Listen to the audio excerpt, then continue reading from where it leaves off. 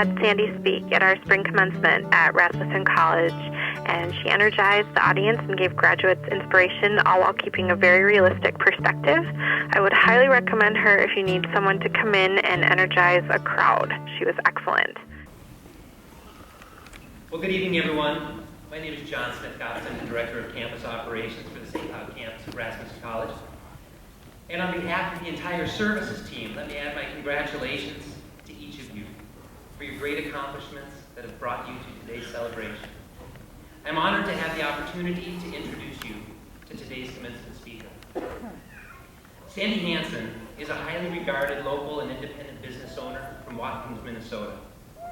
As many of you have experienced in your own journeys to date, life certainly has a way of throwing various curveballs, surprises, and obstacles in the way of both weak and strong alike. Each of you here today is a walking testament to the power of diligence and dedication, determination and drive. And Sandy's story, I believe, will be one more great story that will inspire each of you to never lose faith in the power of the human spirit. Sandy joins us today to share both life and business lessons from her own experience as a young widow struggling to regain solid ground while assuming the responsibility of her late husband's business. Speaking from a depth of experience and knowledge, I am confident that Sandy will move you, she will motivate you, she will challenge each of you on this momentous day of celebration and reflection. Sandy has won various accolades and awards from her accomplishments in business.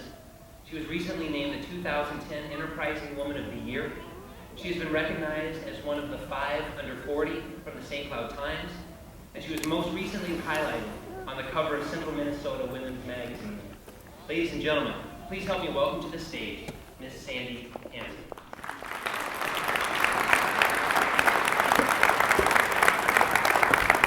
Thank you.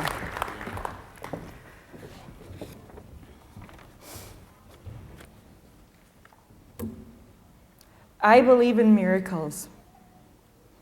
I believe in being a dreamer and an optimist. And I believe in hope and enduring until the end. With that, I have some bad news and I have some good news. And being the optimist, I'm starting with the bad news so I can end with the good news. The bad news is that whether we like it or not, life throws us some wicked, wicked curveballs. And the other bad news, and I'm a bit intimidated to say this with a bunch of professors and faculty standing behind me, I hated speech. I hated speech in high school, and I hated speech in college. And on a Friday night, this is certainly not the top thing that I would pick to do in my former life. But I'm privileged to be up here tonight. But my bad news is that when I did get forced to take speech, the grade was a C. But here's the good news. There is always hope. And the other good news is that we have the ability to endure until the end. Now, I'm kind of a casual runner, and I run some mornings for exercise before I go to work. And any of you that are athletes or that have studied athletes know that a runner waits until they hit that breakaway point, because every step is an opportunity to quit. And in our minds, there's things going through our head that give us the encouragement to quit. I'm tired. It's too hot. It's too cold. My legs are weak. Oh, it's Friday night. I could really use a cocktail instead of doing this. Whatever it might be.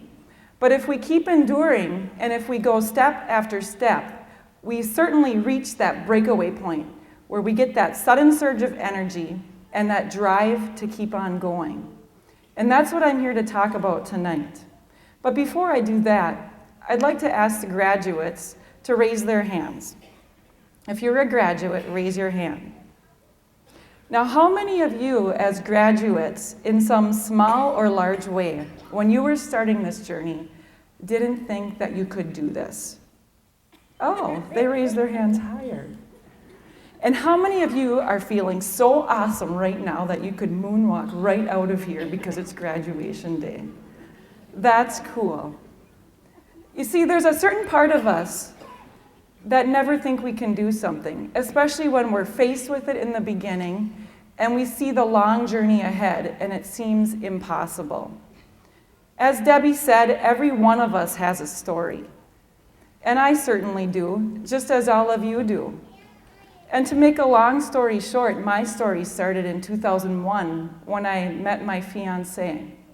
We were going to get married in that year, in October, and a month and a half before the wedding, he was diagnosed with leukemia. Curveball number one. And so we did end up getting married in between chemo treatments, not necessarily the fairy tale I was looking for. And sadly, in 2003, in January, he passed away due to complications of leukemia and the bone marrow transplant. But the biggest tragedies in my life just started on that day. And what I mean by that is, a few days before he passed away, the oncologist came into our room to report on what was and what was not working. And mostly, as you guessed, it was not working very well. And I said, "So, are we out of hope?" And I thought, surely he would give us some scientific answer about the chemo and how it wasn't being effective and so on. And he quickly and easily said, "No matter what, we should always have hope." And I remembered that as my journey continued after his loss. And the biggest tragedy came, like I said, after his loss. He left me with his feed business. We were married for 15 months, and now I was supposed to take over his feed business. And to make matters worse, unbeknownst to me, because I was an insurance agent, his business wasn't doing so well. Just kind of like our economy isn't doing quite so well right now. And so it was a huge surprise to me. I'm faced with a business I know nothing about, and now I'm supposed to resurrect this thing that hadn't been doing so well because he was gone a lot. And so what was I to do but just try to endure to the end?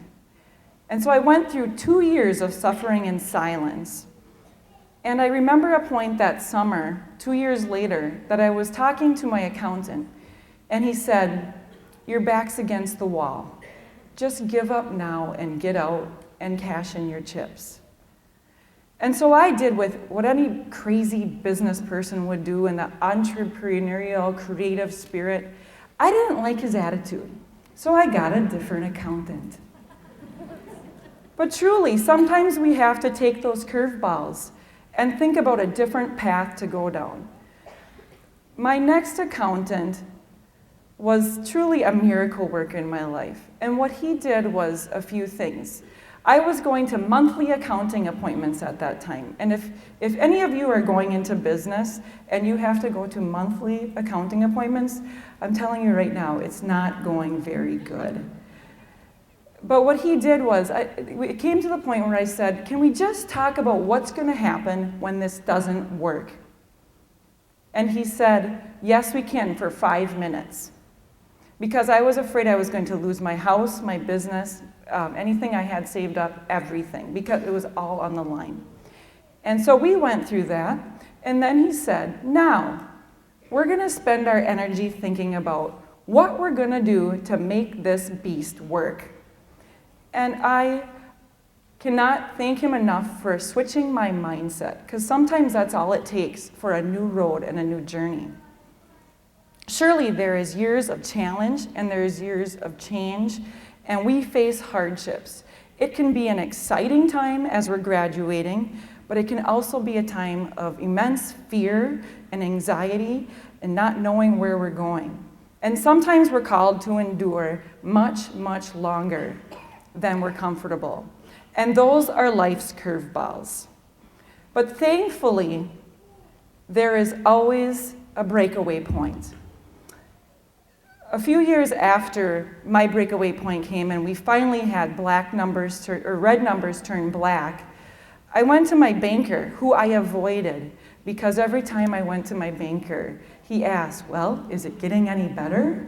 And so I would avoid the banker as much as I could and get my secretary, my manager, or whoever else to go make the deposits or do anything in the bank. But he called me into his office one day, and we talked about how things had gone better. And I said, you know, I never knew I could do this, or I never knew that we could figure this thing out. And he said something very profound, but it was kind of sad. He said, Sandy, we always knew you could. And I didn't even respond, because inside I was thinking, you know, that would have been really nice to know in the last 2 years as I was going through all of this hardship and suffering in silence. And some of you are nodding because you know exactly how that feels. Suffering in silence and not knowing what in the heck am I going to do to get through this. It's a gut-wrenching pain. But then the breakaways come, if we endure long enough. I'm not up here standing to tell you that there are secrets and there are shortcuts or there's tricks with any of your careers. I have tried to find them and I cannot. All I have found is that the harder I work, the better things go. And the longer I endure, the better things go. And I even stand up here humbly telling you all of this because I don't have it all figured out. So a few weeks ago, I was sitting with one of my business colleagues. He had come into my office, and we were joking about our communities because we're in a small town. And many people in our community make fun of us, kind of, or they pick on us, and they think our lives are so easy as business people and that everything comes so easily. And he said something, and we both laughed. He said, funny, the harder I work, the more luck I seem to have. And I agree. Sometimes we may get lucky breaks, but a lot of times it's the consequence of hard work, much harder than we've ever had to experience before. And so to the economy and to what seems like impossibilities, there's a certain part of me that says, so what? And I encourage you to say that too. Not in an arrogant way. So what that the jobs aren't many? I'm looking for one. So what if I have to start at the bottom? I'll work my way up. I know that I can do this. So what if it seems like impossible ways to find a job, even in my field? You may have to start with something else first, but every step leads to the next thing, just as the runner. Every step leads to a breakaway point. You will finally get your break. And then I say, do more. And what I mean by that is keep answering the question, how am I going to stand apart? How am I going to stand alone? If there's 1,000 applicants for the job, how am I going to be up on top, number one? What are the things that I have to do to make that happen? And that's even after we find a job or further down in our life, maybe with some of our personal things. And the thing that almost ruined me, and my advice to you is, be careful of ego, pride, and a sense of entitlement. I was very, very closed-minded because my community was watching me. I wanted everyone to leave me alone. I can do this all alone. I'll figure it out. And it wasn't until I allowed everyone around me and my community to help me. And so I encourage you to be mindful, at least, of your ego, pride, and sense of entitlement, because it'll prevent you from getting a lot of opportunities that might come your way. And lastly, don't give up now. This was the hardest part. If you've found a job, congratulations. If you're still looking, keep on going. Endure till the end. And when you find something you're looking for, just as our previous speakers have said, keep on learning. Keep on improving yourself. Keep on doing what's necessary to stand alone and stand above. There's a little book on my desk. It's called The Common Denominator of Success. And when I got that little pamphlet, I thought, finally, someone is going to teach me a shortcut. And so I read through it, and it said that the common denominator of success is to do the things that most people don't like to do or don't want to do. But I'd have to say that I was a little bummed that it wasn't more profound than that, but it's true. And so as I finish, I encourage all of you to be a dreamer, be an optimist, believe in miracles, because the right attitude wins every single time. Life can throw some wicked, wicked curveballs that are real and they are painful. But the breakaways are so awesome and they are worth it. It is my humble privilege to congratulate all of you, the class of 2011.